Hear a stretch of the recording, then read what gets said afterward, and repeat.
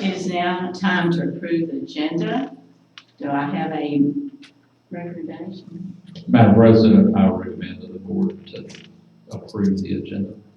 I have a recommendation to approve the agenda. Do I have a motion? I'll make the motion. We approve. Do I have a second? Second. All in favor say aye. Aye. Any questions or comments? Seeing none. Any opposed? The ayes have it, the motion passed. I'm kind of loud. I think I heard that. Rusty's turn to slide. Okay, now we go to the budget hearing. Ms. Graves, now you can't hear me, can you? Thank you very much. Thank you, board, and thank you, Mr. Usleton. It's that time of year again. We're here to discuss the 2018-2019 financial budget, which is one of the most important things I think that the board does each year. So we want to make sure that the board and the public are well informed as to what the plans are for next year. And before I get into the numbers, there are some people I want to thank. I want to thank first and foremost my staff. A lot of them are here today. There's a lot that goes into compiling this, and they do a phenomenal job. I couldn't do it without them. And Mr. Chase, Mr. Williams, Mr. Spencer, Mr. Usleton, Jennifer Weeks, and other directors. There's a lot of compromise that goes in. You know, everybody tells us what they want, and then we get down to what everybody needs, and then it becomes this. So everyone worked so well together this year to come up with that, what we think is a fantastic budget. So we're very excited. So today is our budget hearing, June the 12th. Then the board will adopt the budget, hopefully on June 21st at 3 p.m. at the next, at the recess board meeting. And I always like to start off with what is on everyone's mind most. Are we raising the millage or are we not? The millage is going to remain the same for next year. 40.35 mils for operations, the 3 mils for the 3 mil notes, and 10.22 for the general obligation bonds.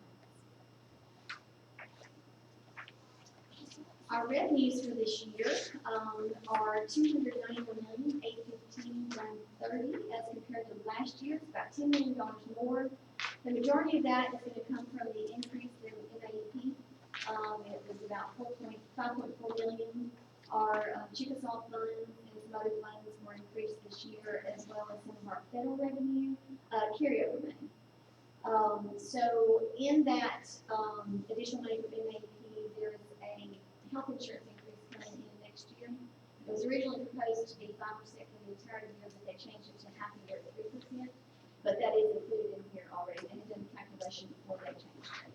So that's part of what that is, that increase. Our revenue breakdown, local is $100,110,678, which is 34% of all revenues.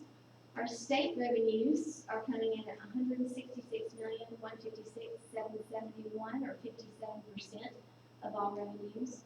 Our federal revenues are at $26,547,681, or 9%.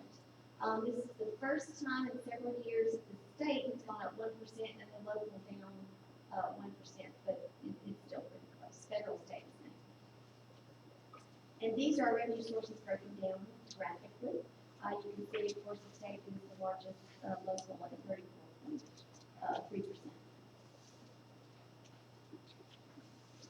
And the breakdown of our local revenues, our Avagora makes up about 84% of all local revenues.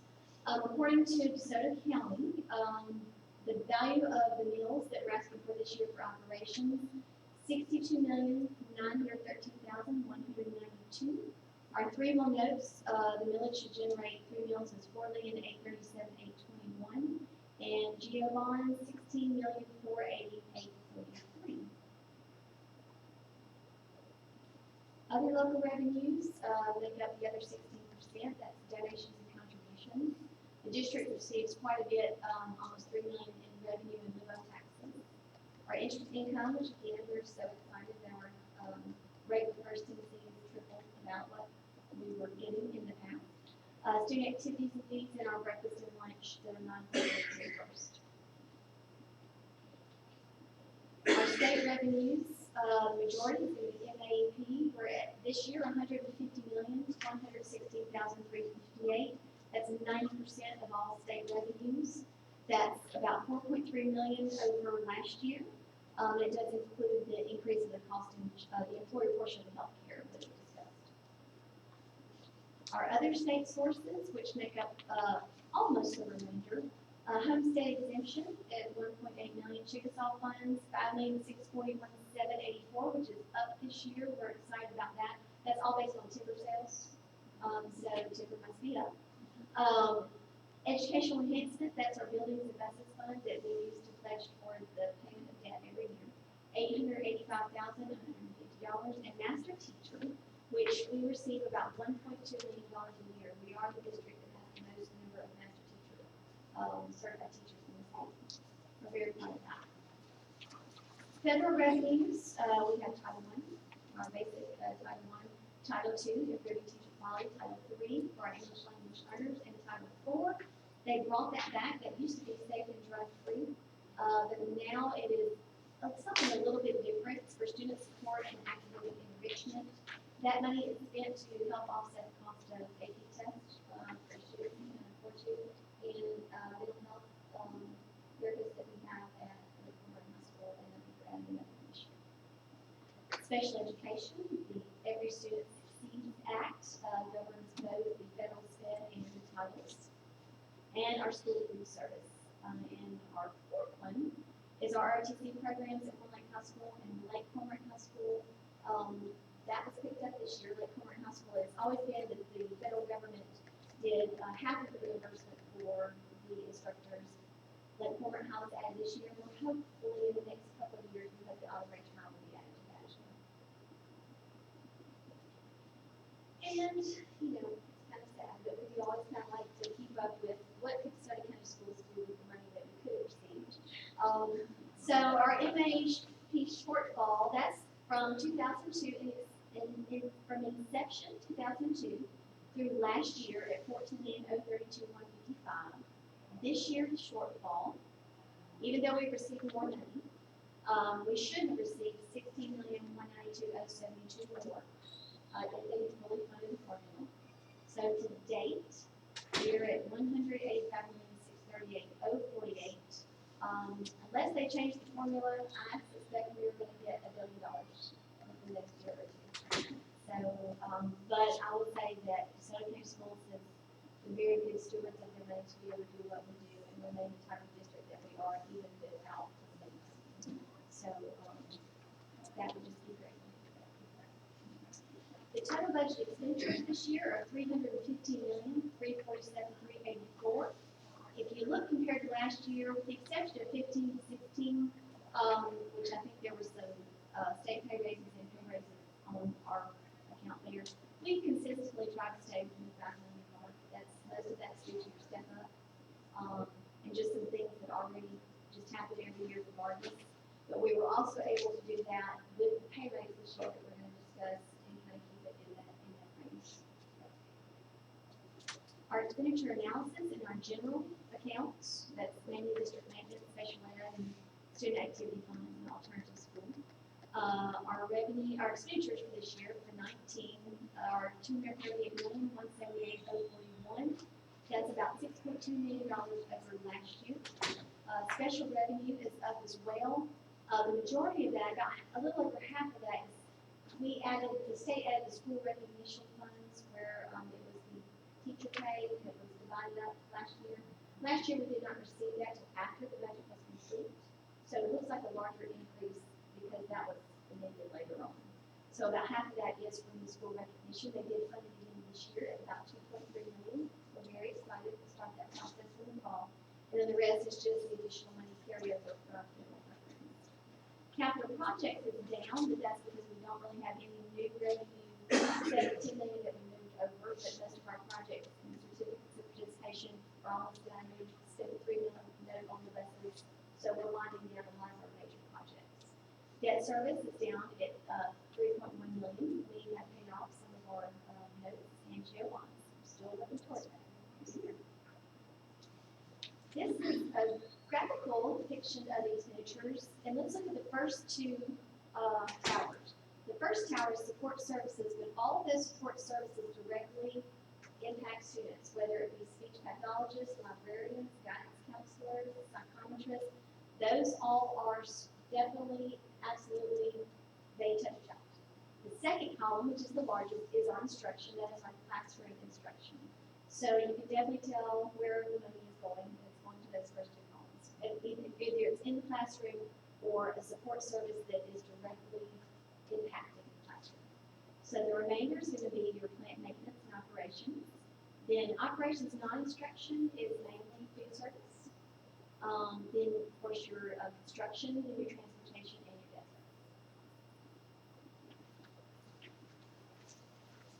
And every year we do have to calculate to make sure that we are in compliance. GASB 54 is a requirement from our federal GASB board. It states that we have to set a limit as to how far we will go in our fund balance. And we have set a very conservative level of 25% of revenues required, just because a hit to us, one hit, small hit, is going to impact us very large compared to other districts. So 25% of our revenues, this year is 25% of our revenues would be 56,803,333, but the way we have budget, we should have remaining fund balance of 69,296,313, well over what our requirement would be. So we are ultra conservative. Our budget drivers, how do we kind of come up with what we need? Accreditation standards always have to be number one. Legislative mandates, I can tell you there are more federal mandates this year than we have had in the last probably decade. Every Student Succeeds Act. A lot of new regulations with that, and one that's going to impact this budget that we're including is now they really took away what's called supplanting the federal money in a lot of our areas for Title I.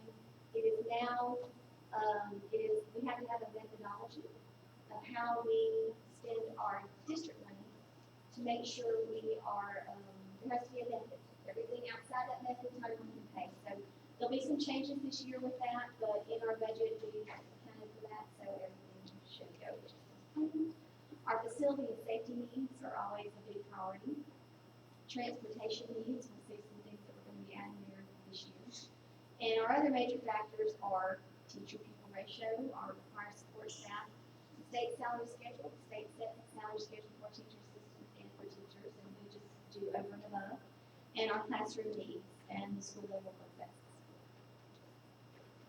Educational investments this year, we have quite a few, so we're very excited about them. The main one, I think that's going to be, this whole page is probably going to be the paper. It's a $1,000 local supplement increase for teachers, and we're very excited about that. It's very well deserved. So that's across the board. And teacher assistants, even when the state does a pay raise for the teachers, it's not often that they include the teacher assistants. So, board, we're very excited, and I know everyone's going to be very happy with that. Up to $1,000, that would be the highest year, receive $1,000. So it is graduated up to that for teacher assistants across the district. There's going to be additional supplements for teachers and student support staff at DCAC and Magnolia. There's just a whole different level of what they have to deal with at DCAC and Magnolia. So they are going to be compensated for that. And additional supplements for coaches and student activities directors and sponsors. That would be band directors, choral directors, coaches. We have not done that in a long time. And so we're very excited about that as well. Other educational investments are instructional units. We're adding 10 preschool teachers and assistants. Previously, those were done through special education, but now we have true preschool. State changed the rules, and so we have true preschool classes that will be standalone preschool. 4 English language learner teachers. Our population just continues to grow. The requirements continue to get harder with what we have to report and what we have to do. So those are very much, they're very needed. 3 new classroom teachers, 2 gifted teachers. And we're adding a new class at Career Tech East, information technology. So we're very excited about that. That's going to be a new addition to the district and a new class. We're going to add an additional ramp teacher at Norman Intermediate, and 7 regular education assistants and 11 special education assistants. adding 2 elementary instructional specialists, one can be MAEP and one is ELA. They are at the district level, but our other ones are paid out of Title I, or Title II. So through Title I, they can only serve Title I schools, and Title II is also federal. So we're adding 2 district ones so they can serve every school in the county. 1 interventionist at DCAC. 4 new assistant principals. We will have a director of student records. Science textbooks, there was a new state adoption for science textbooks. So we will be adding those all the way through from elementary and high school. Science kits for younger grades and elementary. Math textbooks in kindergarten through 3rd grade. That has been a really big request by parents. So it's more of a workbook, math book, so we're very excited to be able to offer that this year. Preschool curriculum and professional development. Because the rules change in the state, it is a very stringent. We have to actually have a curriculum for our preschool, and so we'll be investing money into that this year as well. And there's a lot of training that is required by our teacher assistants and our teachers that is included in here as well. Additional funding for athletics and student activities. We're excited to put that in there to hopefully ease the burden a little bit more on the fundraising and everything at the school level. We have not raised that in a very long time, so we're excited about that. The total of all those is about $7.5 million that we're putting into that. Technology, we always have to keep up with technology. District-wide classroom and lab upgrades, about $1.2 million. School-based technology budget, $611,750. We give $18 per child to each school, and that gives the principal the autonomy to decide what they need in their classrooms, whether it is projectors, iPads, laptops, whatever it needs to be. We can't do everything for everyone, so we'd like for them to be able to have a choice. School Wi-Fi network upgrades, we spent about $1.2 million last year, so we're about $660,000 for a lot of these projects have been complete. There'll always be maintenance about the Wi-Fi as the years goes on, but we were able to cut that in half.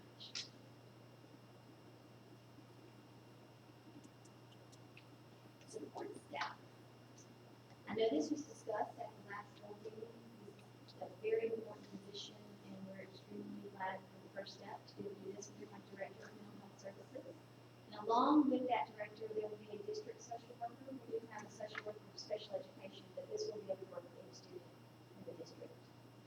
Additional school resource officer safety is also a huge concern, the #1 priority. So Mr. Joseph is working with the different departments on additional concerns as far as schools. Additional school nurse and additional psychometrist. Transportation, we are again going to be adding 30 regular buses and 15 minibuses. We are upgrading to digital cameras, so hopefully that will be much better for physical cases or for things where we need to provide documentation. $140,000 for a camera upgrade and additional bus drivers and aides because we do continue to still grow. Support services for plant maintenance. We will be completing a lot of our existing projects. Lewisburg Middle School Classroom Edition, Center Hill Middle School Classroom Edition, Service Central Primary Classroom Edition, Pleasant Hill Elementary Classroom Edition, Tornado High School, the HVAC replacement phase 1, Horn Lake High School replacement phase 2 for HVAC, Aldridge Intermediate School renovations phase 2, Southaven Elementary School window replacement, DeSoto Central High School parking lot overlay, and Hernando High School parking lot addition.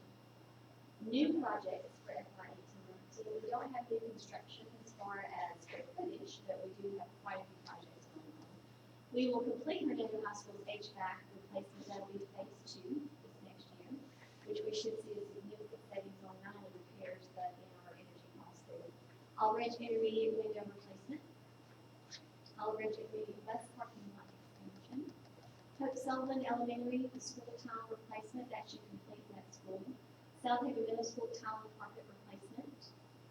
Center Hill Elementary School LED lighting project. And there are about $2.4 million in school requested special projects. There's too many to name. Those are based on need, so they do, work through those with principals to make sure that what the most needed projects are. Instructional expenditures, this is just something we're extremely proud of this year. This is very hard to do, given, how high we are already, but we are, out of all of our expenditures, 74% of all operating expenditures are directly related to instruction. In FY 17, we're at 71%, FY 18, 73%, and we have only 1% currently. So we're putting money where it is. 80% of all general fund salaries and benefits are expended in the classroom. And some of our accomplishments. So County does have the highest number of national board certified teachers. This is one that was just astounding to me, and I know that you know from prior board meetings that our students were offered over $90 million in scholarships, which was up from $66 million last year. That's just phenomenal. 17 national merit finalists, up from 16 last year. 136 senior scores 30 or above compared to 118 last year. And we had, that is remarkable. And we had 5 high school students score 8 over 36. Something to be very proud of. We were the only district this year in Mississippi to make the AP honor. Last year we won 3. We were the only this year.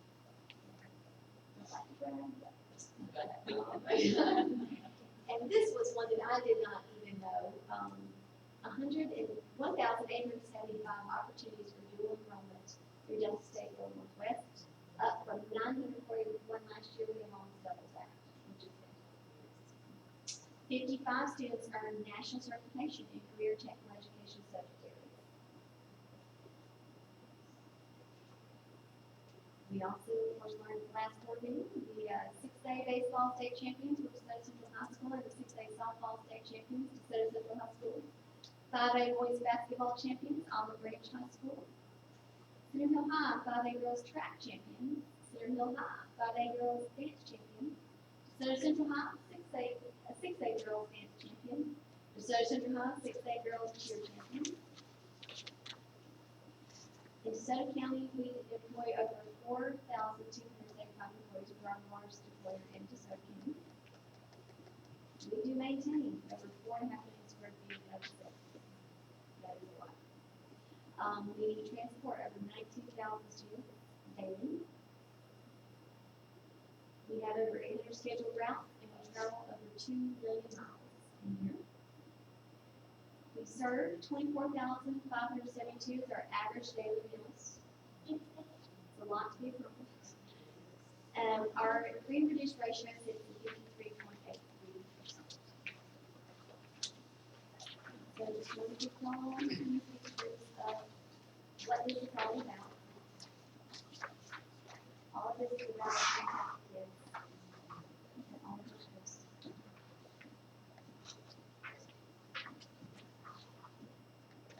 and almost every picture of this just excuse me. I'm straight now.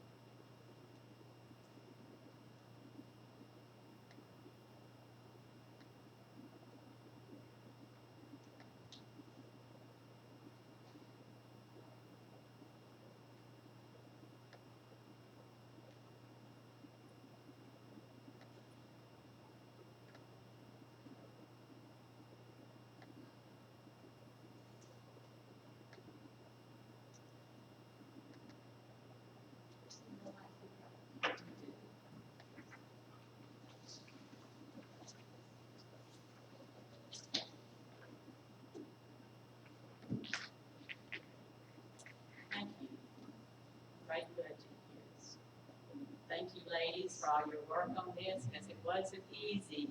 Let's give them a round of applause. Place in your hands and not mine. I just want to say, first of all, great presentation and great work from our business department. Seriously, that was phenomenal. And a lot of hard work goes into it, teamwork throughout the district. And, oftentimes people don't understand all the expenses that go along with that. It's like the cost of, keeping buildings up, buses, and all those things that go along with it. And so, very efficient job with our finances, our business department. I want to commend you all on that. And also commend our school board members for all that y'all done to help us get to this point also. Mr. Williams, we appreciate yours, and Mr. Chase, y'all's leadership. Yes. Thank you. We will take this in under advisement, next board meeting, the 21st of this month. So we thank you so much, and do I have a motion that we adjourn? Do we have a second? All in favor say aye. Aye. We are now adjourned.